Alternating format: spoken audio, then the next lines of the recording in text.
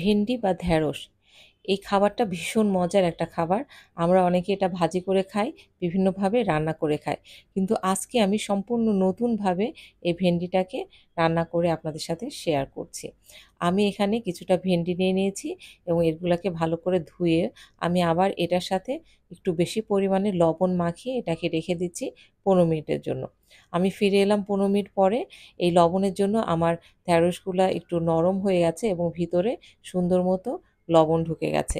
এ পর্যায়ে আমি এখানে পানি দিয়ে এখানে যে এক্সট্রা লবণ বাইরের সেটাকে সুন্দর করে ধুয়ে নেব। তো আমার ধোয়া হয়ে গেলে আমি এটাকে সুন্দর করে এপাশ ওপাশ কেটে মাঝখান থেকে আবার ২ ভাগ করে নেব। এই খাবারটা এত মজা লাগে, আপনারা নরমাল ভাতের সাথে, পোলাওর সাথে কিংবা খিচুড়ির সাথে খাবেন, ভীষণ ভালো লাগবে।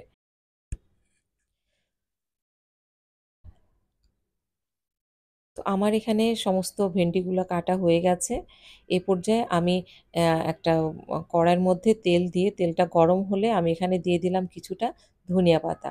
ধনিয়া পাতাটাকে আমি একটু ভেজে নেব। ভেজে নেওয়ার ফলে এটা তেলের মধ্যেও আমার ধনিয়া পাতার একটা ফ্লেভার চলে যাবে।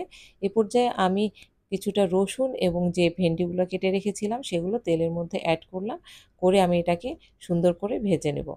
খেয়াল রাখতে হবে এটার কালারটা যেন ঠিক থাকে, এটা পুড়ে না যায়। কিন্তু এটা সিদ্ধ মানে সিদ্ধ হয়ে যাবে। তো আমার ভাজা শেষ হয়ে গেছে। আমি এটাকে তুলে নিচ্ছি। এটা ভাজার সময় খেয়াল রাখতে হবে যে এটা যদি সবুজ রংটা সুন্দর থাকে তাহলে রান্নার পর এটা দেখতেও ভালো লাগবে। এজন্য এটাকে বেশি ভাজা যাবে না, পোড়া করা যাবে না। এবার আমি যে তেলটাতে ভেজেছিলাম সেই তেলের মধ্যে আমি কিছুটা পেঁয়াজ দিয়ে দিলাম। পেঁয়াজ দিয়ে পেঁয়াজটাকে সুন্দর করে ভেজে নিচ্ছি। এর পর্যায়ে আমি অ্যাড করলাম আদা রসুন বাটা এবং কিছুটা জিরা বাটা। এবার আমি দিয়ে দিচ্ছি ধনিয়া গুঁড়া, শুকনা মরিচের গুঁড়া সামান্য এবং আর দিয়ে দিলাম আমি এখানে রোস্টের মশলা। এই পর্যায়ে আমি আরও একটু দিয়ে দিলাম যে তেজপাতা, দিয়ে আমি এগুলোকে একটু ভালো করে কষিয়ে নিয়ে আমি এখানে দিয়ে দিলাম ১ কাপ দুধ। এটা দিয়ে আমি সুন্দর মতো নেড়ে-চেড়ে এটাকে রান্না করব। আমার গ্রেভিটাকে আরেকটু ঘন করার জন্য আমি আরেকটু পেঁয়াজ বাটা অ্যাড করেছি। তাহলে আমার গ্রেভিটা ঘন হবে এবং গ্রেভিটা খেতে ভীষণ ভালো লাগে। তারপরে এটা যখন আমার দুধটা ফুটে উঠবে, এই পর্যায়ে আমি আমার ভেজে রাখা ভেন্ডিগুলাকে অ্যাড করলাম। এবং এটাকে সুন্দর করে নেড়ে-চেড়ে একটু রান্না করতে হবে। আমি এটা লবণ দেখে সামান্য লবণ দিলাম আর এটা টেস্ট বাড়ানোর জন্য কিছুটা চিনি অ্যাড করলাম। যেহেতু আমি রোস্টের মসলা দিয়েছি, চিনি দিলে এটার টেস্টটাই একদম অন্যরকম হবে। আর লাস্টে আমি এখানে কিছুটা কেওড়ার জল দিয়ে দিলাম, এটা সুন্দর ফ্লেভারের জন্য।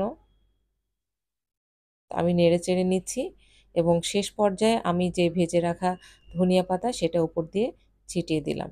তো এটা ছিটিয়ে দিয়ে একটু হালকা নেড়ে-চেড়ে আমার রান্না শেষ হবে। ভীষণ মজার এই রান্নাটা। আশা করি আপনারা একবার বাসায় ট্রাই করবেন। ভীষণ ভালো লাগবে। সাদা ভাত, পোলাও, আ তারপরে খিচুড়ি যেকোনোটার সাথেই ভীষণ ভালো লাগবে। তো আজকে আমার ভিডিওটা কেমন লেগেছে? আমার ভিডিওটা যদি ভালো লাগে আমার চ্যানেলটা সাবস্ক্রাইব করে সাথেই থাকবেন। আবার দেখা হবে নতুন কোনো ভিডিওতে। আল্লাহ হাফেজ।